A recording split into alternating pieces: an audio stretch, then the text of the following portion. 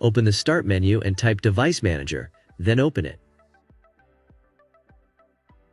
Next, navigate to the Sound, Video, and Game Controllers section and expand it. Right-click on your audio device, select Update Driver, and check if any driver updates are available, and wait to installing them and restart your computer.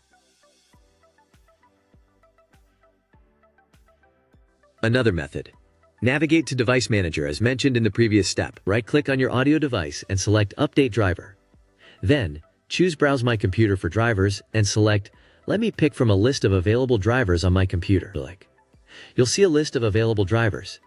Choose the best one for your device. If multiple options are available, test them to see which works best for you. Click Next to begin the installation, then restart your PC.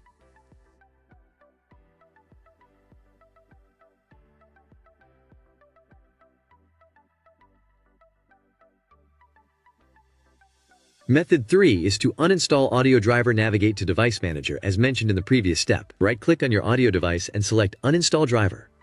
Check the option to remove driver files, then restart your PC. Once your system reboots, Windows will automatically reinstall the default audio driver.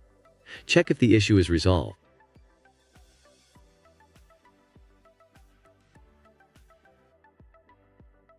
Method 4 is to type Control Panel in the Start menu and open it.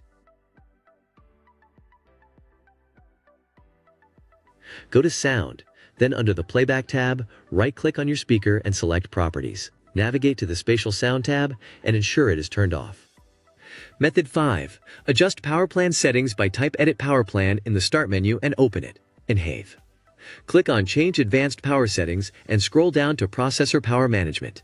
Expand it, then set Minimum Processor State to 100%. Next, set Maximum Processor State to 100% as well. Click Apply, then restart your PC. Before ending this video, I'd like to mention that I create high-quality, tech-related videos every day.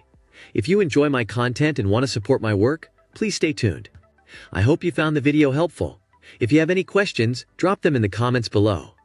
As always, thanks for watching, and I'll see you in the next video.